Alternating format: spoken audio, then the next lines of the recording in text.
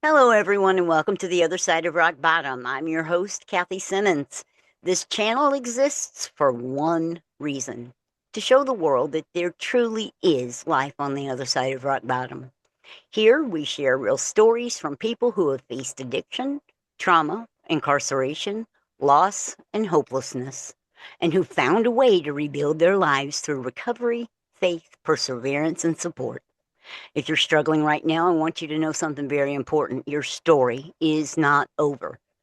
Today, we have a very special guest with us, Terry, who has an incredible story of transformation. Terry, thank you so much for being here and your willingness to share your story. So let's talk a little bit about Terry Young. Who was Terry before rock bottom? Tell us a little bit about who you were growing up. What was your childhood like?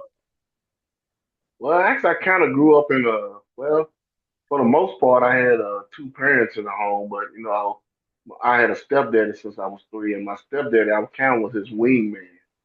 So back when I was coming up, because I'm older, back when I was coming up, you could go in the bar and sit at the bar stool with your daddy and drink out his drinks, and nobody act like that was normal.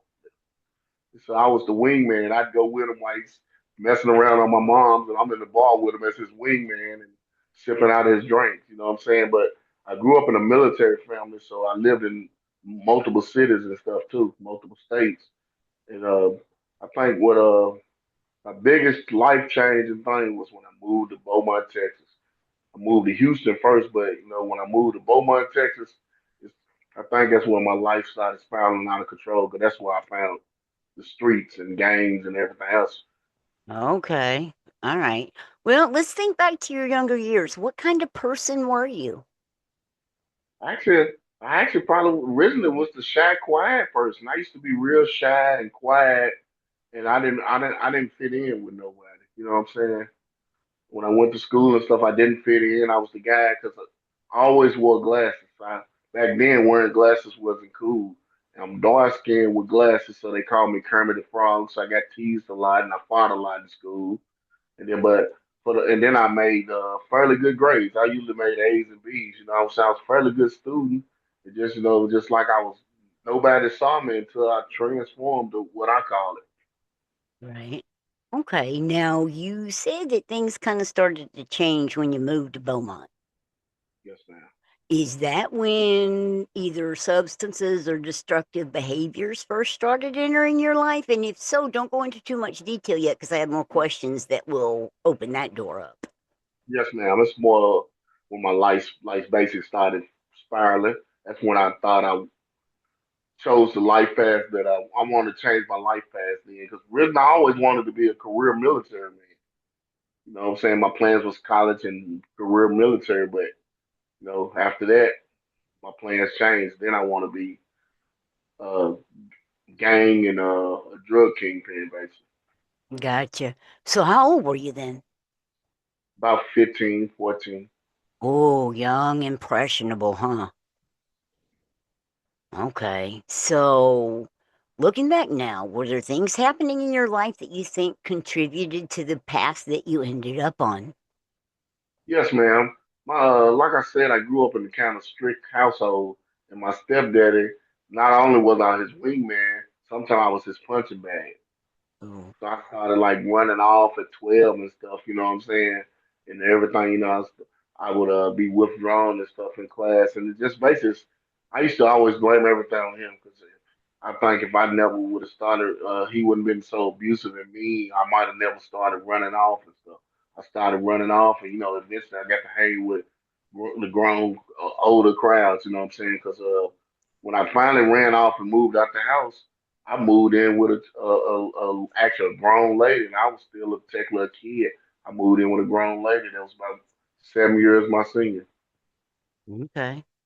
All right. So at that time, not now, but then, did you realize things were starting to spiral, or did it happen slowly over time? Slowly over time, I have to say, because now at the time I didn't even realize. At the time, you know what I'm saying? I kind of liked the feeling that I had a second family with with my the people that I got drunk every day. Because back then we used to drink at that cheap uh, uh, MD 2020. We called it Mad Dog. We drank it. We mixed it with Kool-Aid. We mix it. We was pass it around. And you know what I'm saying. And I used to hang with the same guys. I feel like I started fitting in there because you know when the drug selling in the gang stuff, it made me fit in because now I'm invited to the stuff that I wasn't invited to. Because first I was the guy that everybody teased because of the way I dressed and the way I looked and stuff. Now I fit in. All right. So this is obviously then when you moved to Beaumont, when your life started changing. How Yes, old ma'am. were you when you left home? When I left home, still a teenager. I think it was right before I turned 17. Okay. All right. So this is the beginning of when things kind of start spiraling downwards, right? Into the descent, the addiction. Because addiction tends to take us places we never imagined we would go. Yes, ma'am. Describe to me how things descended. Uh, well, I guess you know what I'm saying I got my actually first incarceration for drugs in when I was 17, and this was in Louisiana. Because I got in a situation in Beaumont, so I moved to Louisiana. But you know, I took me with me. So when I got there, naturally I started doing the same things, and I wound up catching my first case. You know what I'm saying? So I figure around 17. Actually, I'm actually a two-time high school dropout too. I have to say that I dropped out the first time in 10th grade. I stayed uh I stayed out a whole year or so. But when I moved to Louisiana, the lady I like to call my auntie because she's my stepdaddy family.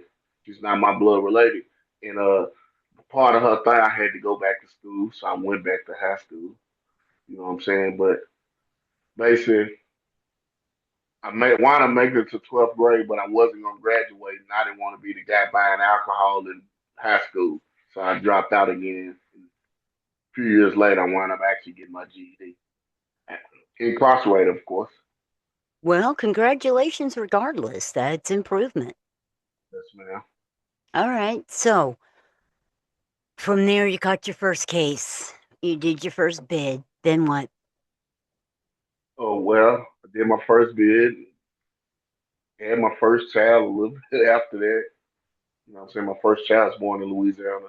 And then basically I just kept getting deeper and deeper into cause drug uses ain't really my big thing. It's drinking, chasing women, gambling, and crime.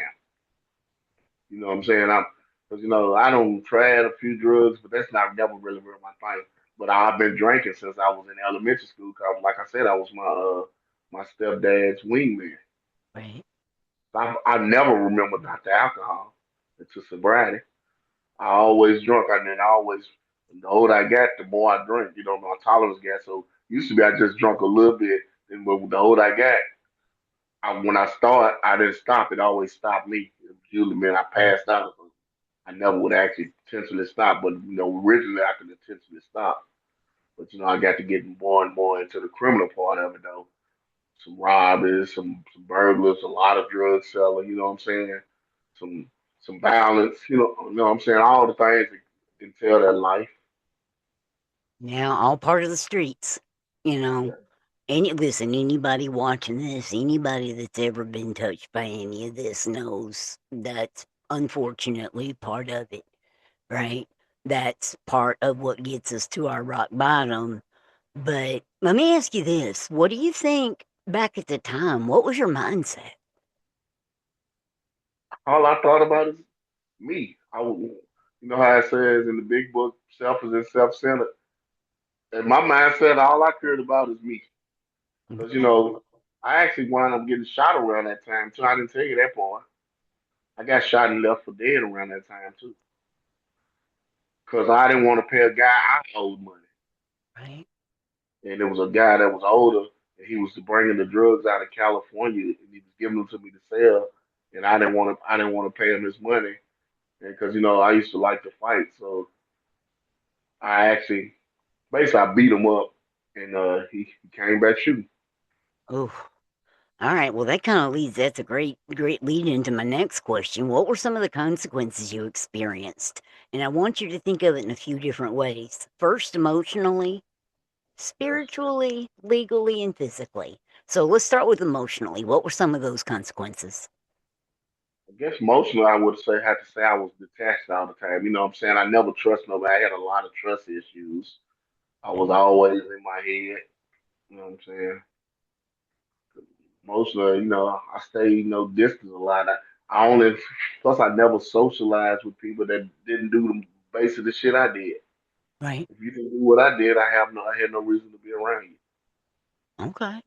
All right. What about spiritually? What were some of those consequences? Spiritual, I have to say I didn't have no real connect with spiritual. Even though I grew up in a real Christian household, I never believed in God at first. I would only use him as a genie. I used to think God was a genie. God, if you get me out of this, I ain't gonna do nothing again. Do this again. I never really believed because I used to tell my mama that everybody, because like I said, when I moved to Louisiana, they was Jehovah Witness, and I used to be like, man, I don't believe in Jehovah. You know what I'm saying? And I tell my Hmm. mama I ain't believe in God. Whoever, I didn't. I wasn't a believer. I felt like where is this God when all this happening?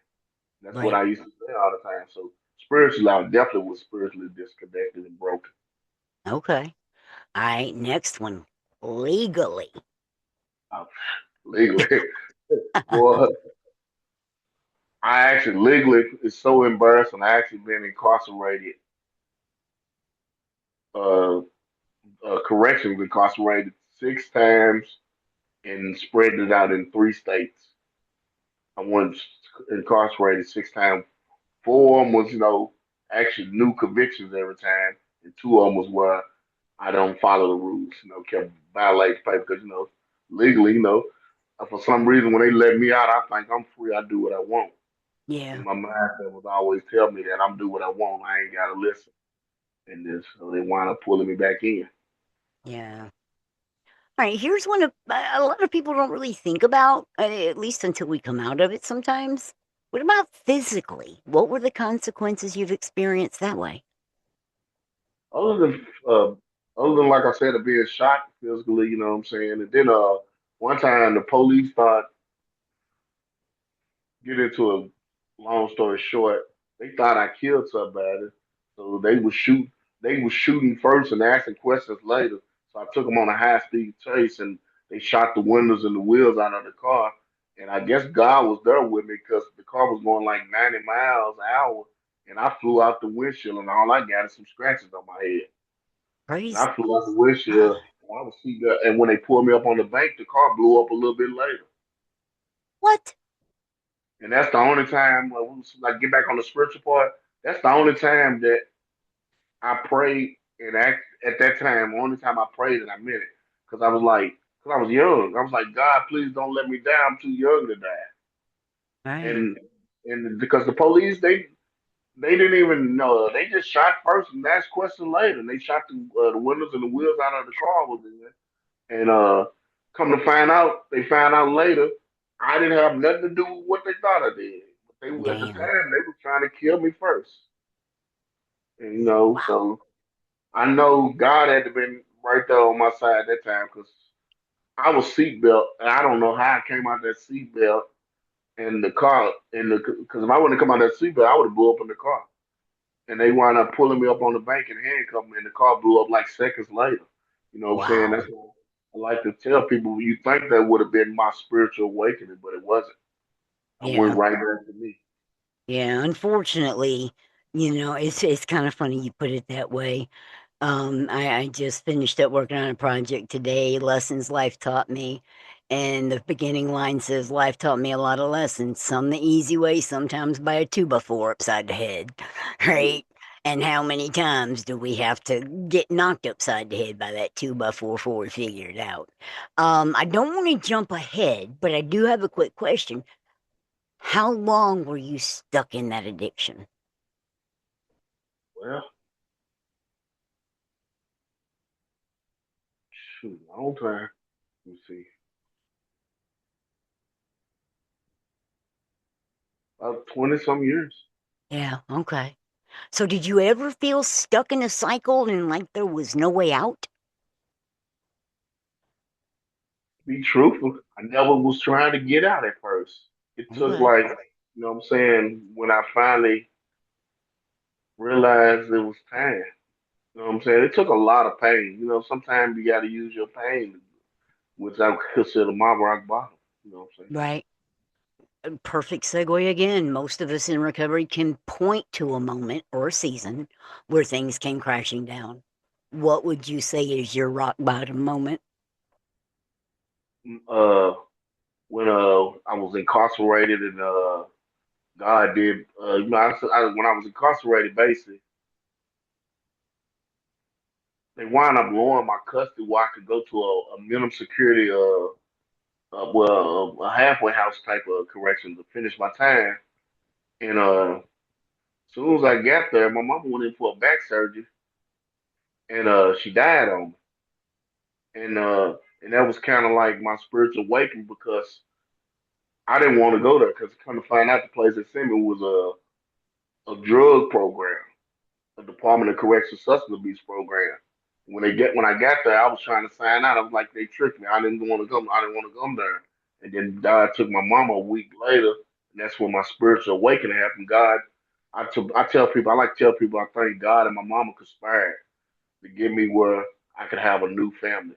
Because when I went there, I went from not wanting to be there to where I became to a mentor in that program. That's when I realized my life path came. Then I became the senior mentor, and actually the medical was contracted out by an independent lady.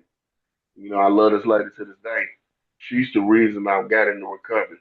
She seen how I was handling things as the mentor, as the senior mentor. I was running things and doing the groups and stuff. And she asked me to come work for her. She would get my certification as a peer support specialist. And I had never had a real job in my life. My first job ever is working in recovery. And she gave me a job. The lady that was the medical, owned the medical thing. I just so happened, that's why I say God placed her in my life. The guy, the head clinician, he was one of us. And he told my story basically. God placed him in my life, and then the church I go to, you know, after I worked my way, they started allowing me to go to outside church and let me go. And this church does donation type stuff, outreach. And so to this day, I still work with this church to do dirty care. I pass out food. That's what I really do on Friday. That's why Friday's kind of my busy day. It's my off day for my real job, and I do Right. volunteer work and stuff, and I do outreach. And Praise God. that's why I say it's like God put a whole lot of people in my path that I need to see, Yeah.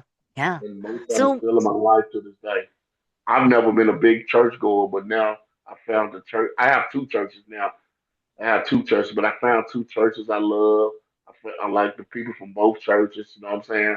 I found a whole, and I like helping people. I tell people like in my groups and stuff that my life, you know what I'm saying? I destroyed so many lives throughout my madness because I was constructed that I want to spend the rest of my life being, I was destructed. I want to spend the rest of my life being constructed. I want to build lives. right, So I do a lot of outreach on my own, even though my job position doesn't require me to do that.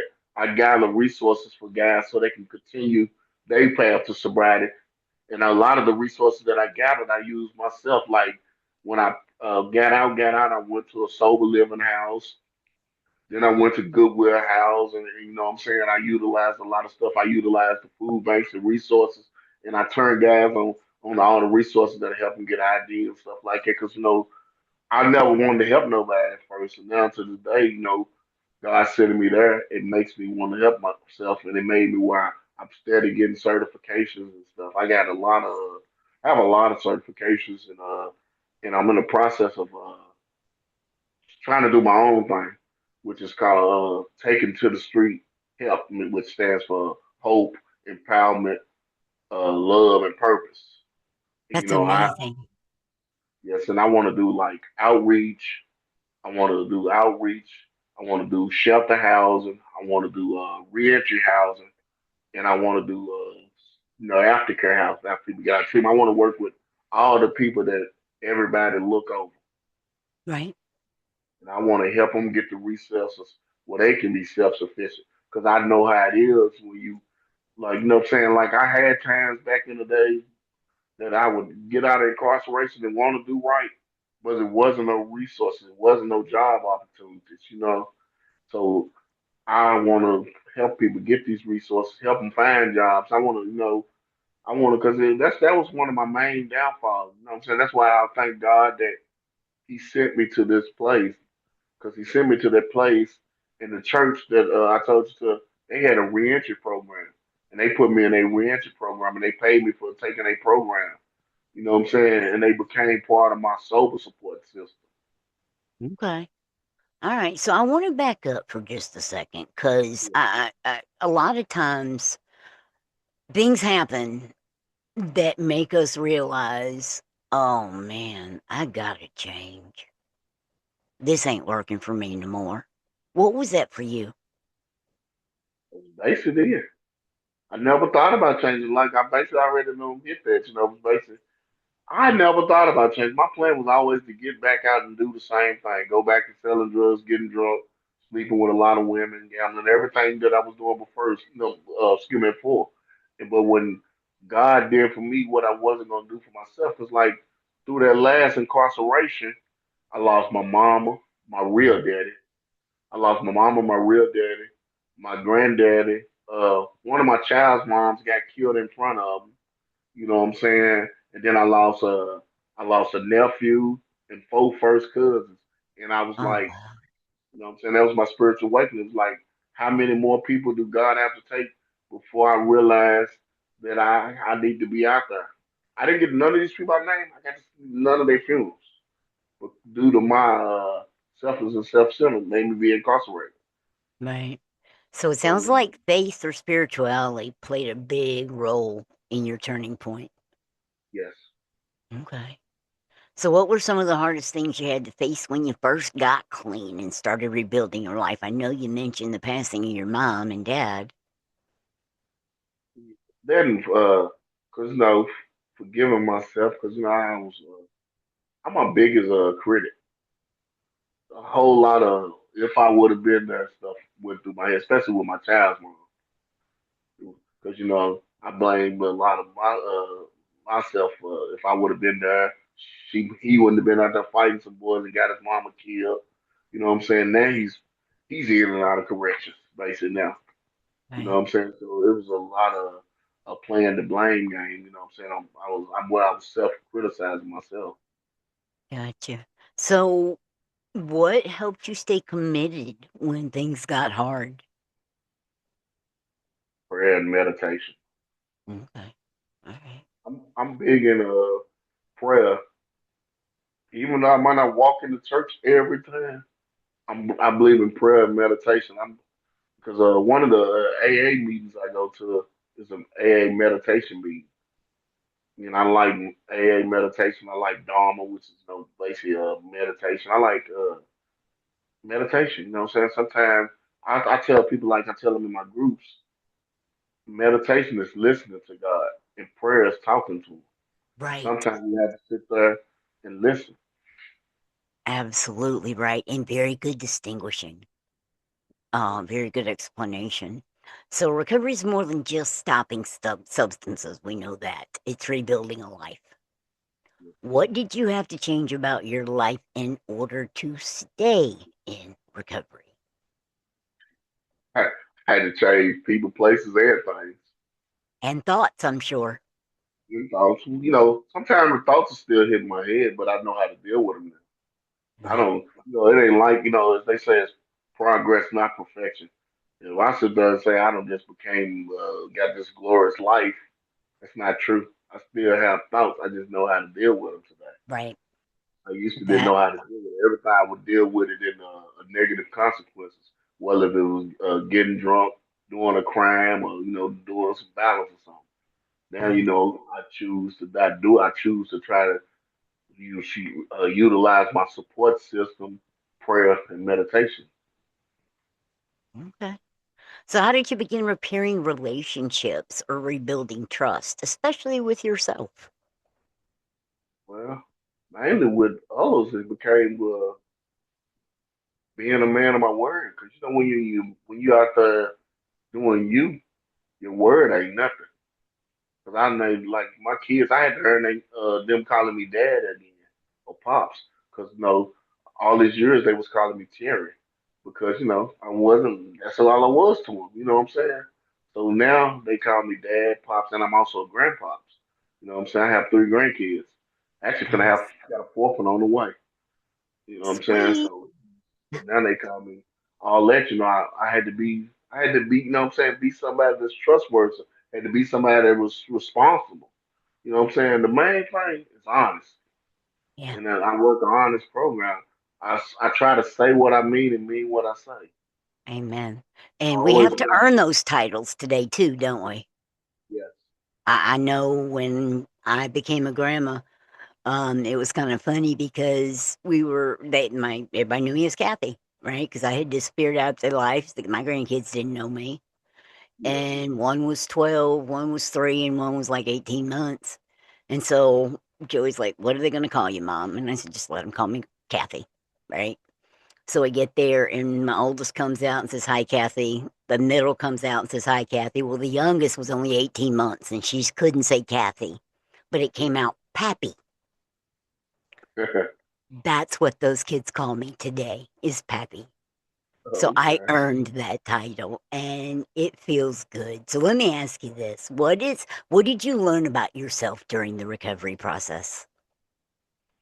Well, I have to say, I learned I'm more than my disease, because used to be all I thought I was gonna be. I had my mindset that all I was gonna be is basically a criminal. Hmm. You know what I'm saying? I never set my mind further than that. I always realized I was just going. My life was gonna be one big party, and then I used to like I had to realize that because the guy that woke me up, like I was telling you, that's the counselor. He said something that really hit me when he said it. He said when I was out, I was working on trying to get in. And I never thought about that like that, but it's true. I'd go straight back to doing crimes and doing what I was doing. Then when I was in, I was working on trying to get out Hmm. because I'm gonna being like a model inmate and stuff. You know what I'm saying? He said something that hit me because I never thought about it like that. Hmm. I go in to work on, I go in to work on getting out, then go get out, work on getting back in because I Right. wasn't changing my thinking. That's why he explained how that if nothing changed, nothing changed, and he explained this about your thinking. If your Hmm. the way of thinking don't change, nothing will change. You Yep. know, and he's the first. I had been to multiple of them programs, but he's the first one that ever got to me. Because used to be before they started putting people in recovery doing them groups, it was always people that just went to school for it, and I didn't get nothing out of it. Right. You know what I'm saying? Because they really couldn't. I couldn't relate. But when Yeah. they finally, that's why I say I truly feel like God and my mama conspired for me to meet my new family. There you go. There you go. That's amazing, my friend. And you hit on such an important topic that I wrote a book slash workbook about it, and that is self-talk. How we talk to ourselves, what we say to ourselves matters. And they tell us you got to change people, places, and things. And I agree with that. But I really think they need to add the fourth one, which is thoughts. Our thinking must change, right? And it's everybody I see in recovery. That's one of the things that they talk about is how differently they think today. So, how does your life look different today compared to back then? A lot different. I don't. It feels good when I can see the police and don't automatically get nervous, assuming he's out, assuming because I'm guilty. Normally back Right. then I'm always guilty. Now I see the police are like, it don't even bother me. I don't get that the butterflies in my stomach no more. It just feels so good that you know what I'm saying? It don't seem like the police singling me out, even though I was guilty. I used to always think they were singling me out. But it Hmm. feels good to be able to actually speak to police and stuff. You know what I'm saying? It feels good, so nobody labels me as that career criminal and that Right. they a drug dealer that drunk no more. Yeah.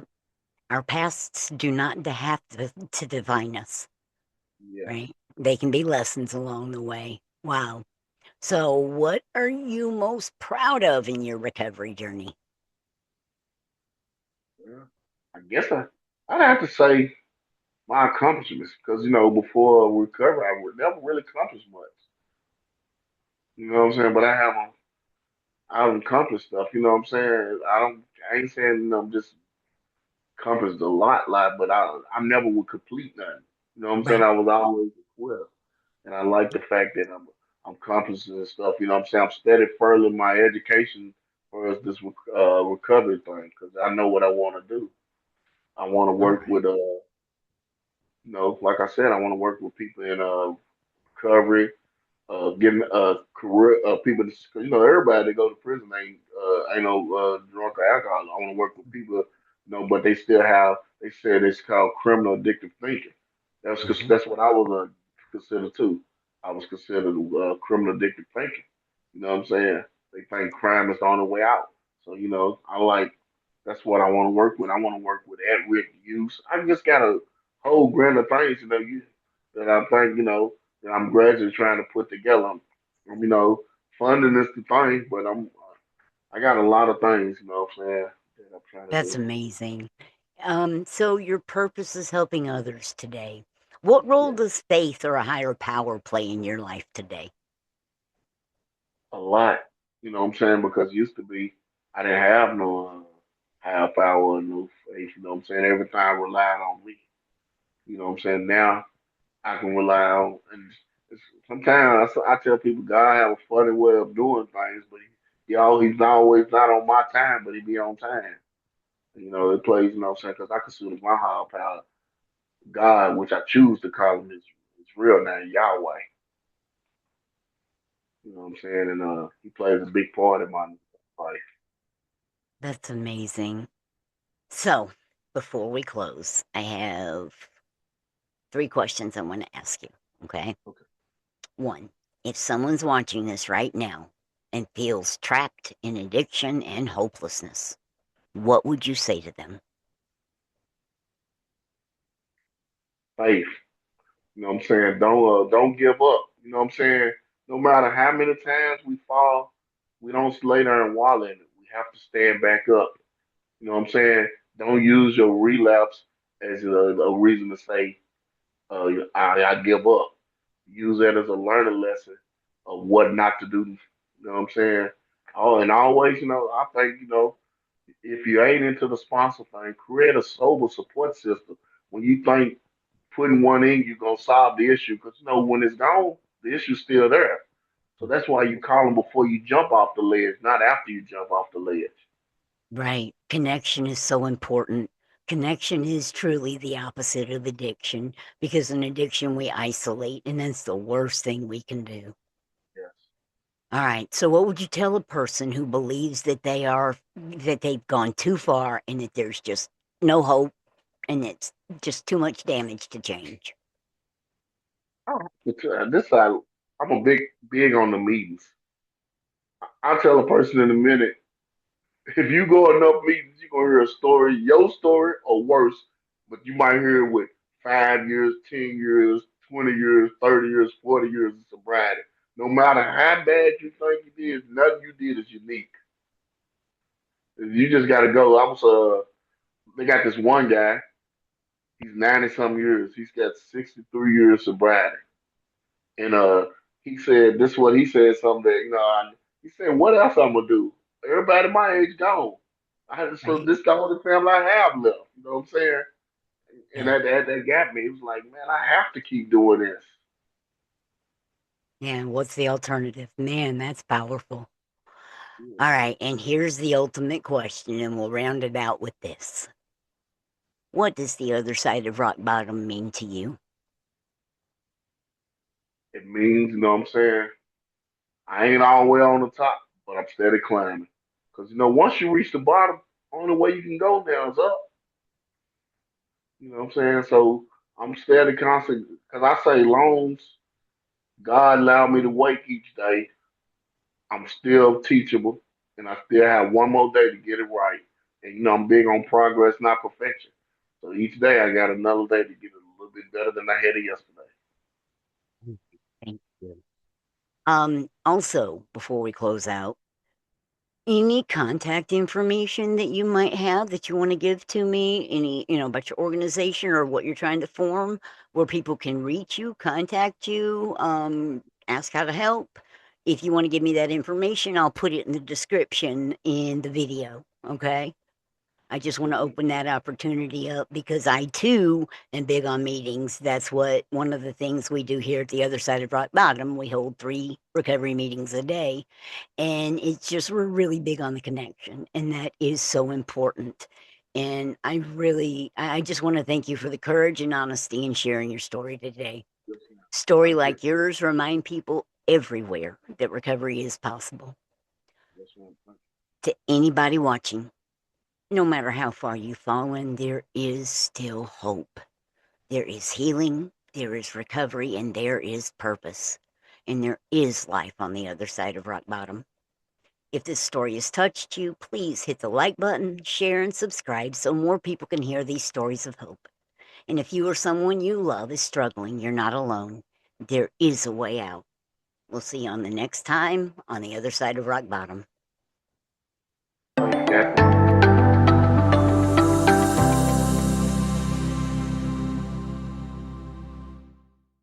Are you terrified to face tomorrow? Some mornings feel impossible. But even in the darkest moments, hope is closer than you think. You're not alone. There's hope. Written by Kathy Simmons, a certified recovery coach, Welcome to Recovery is your powerful guide to reclaiming your life. With real stories, practical tools, and compassionate insight, this book lights the way, one page at a time. Whether you're beginning, recommitting, or supporting someone through recovery, find hope, clarity, and strength within these pages. Step into your new chapter. Welcome to Recovery. Take the first step. Get your copy of Welcome to Recovery today and begin your journey to hope.